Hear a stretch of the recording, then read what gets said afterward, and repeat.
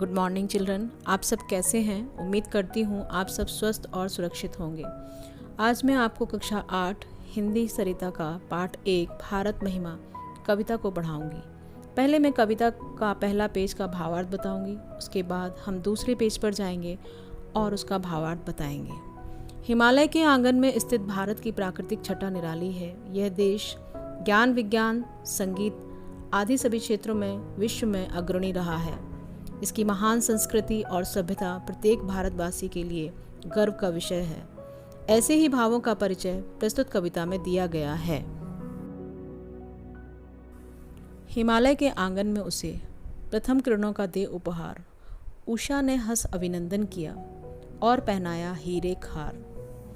कवि के अनुसार हिमालय के पर्वतीय क्षेत्र में स्थित भारतवर्ष को सूर्य ने अपनी प्रथम किरणों का उपहार दिया है, अर्थात सूर्य की पहली किरणें भारत पर पड़ती हैं। भोर हंसकर भारत का स्वागत करते हुए उसे सूर्य की किरणों रूपी हीरों का हार पहनाती हैं, अर्थात जब सूर्य की किरणें भारत पर पड़ती हैं तो ऐसा लगता है जैसे उसे हीरों का हार पहना दिया गया है। जगे हम लगे जगाने विश्व, लोक में फैला फिर आलोक, व्योम तम पुंज हुआ तब नाश, अखिल संस्कृति हो उठी अशोक। लोक संसार, आलोक रोशनी, आकाश व्योम को कहते हैं, तम मीन्स अंधेरा, पुंज ढेर या समूह, अखिल संपूर्ण, संस्कृति संसार, अशोक शोक रहित। कवि के अनुसार भारतवासी जगने पर समस्त विश्ववासियों को जगाने लगे, फिर समस्त संसार में उजाला हो गया, आसमान में अंधकार का समूह नष्ट हो गया और पूरी सृष्टि भय रहित व पीड़ा रहित हो गई। अर्थात यह है कि भारत में ही सर्वप्रथम ज्ञान का प्रकाश फैला, फिर भारत से ही इस ज्ञान का प्रसार पूरे संसार में हुआ।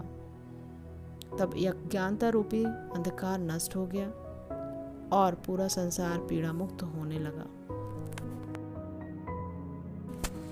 विमल वाणी ने वीणा ली, कमल कोमल कर में सप्रीत, सप्त स्वर सब सिंधु में उठे, छिड़ा तब मधुर साम संगीत।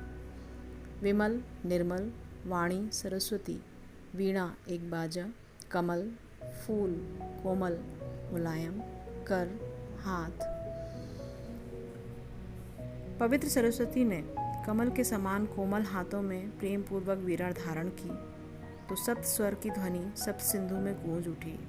इसके पश्चात ही मधुर व प्रारंभिक संगीत की रचना हुई। भावार्थ यह है कि संगीत का उदय भी भारतवर्ष में ही हुआ है। हमारे संचय में था दान, अतिथि थे सदा हमारे देव, वचन में सत्य, हृदय में तेज, प्रतिज्ञा में रहती थी टेव। टेव मीन्स आदत, संचय इकट्ठा। भारतवासी दान करने के लिए संपत्ति का संग्रह करते थे, अतिथियों को देवता के समान पूजनीय व आदरणीय मानते थे, सत्य बोलते थे, उनके हृदय में उत्तम विचारों का बल था तथा प्रतिज्ञा पालन में दृढ़ता थी।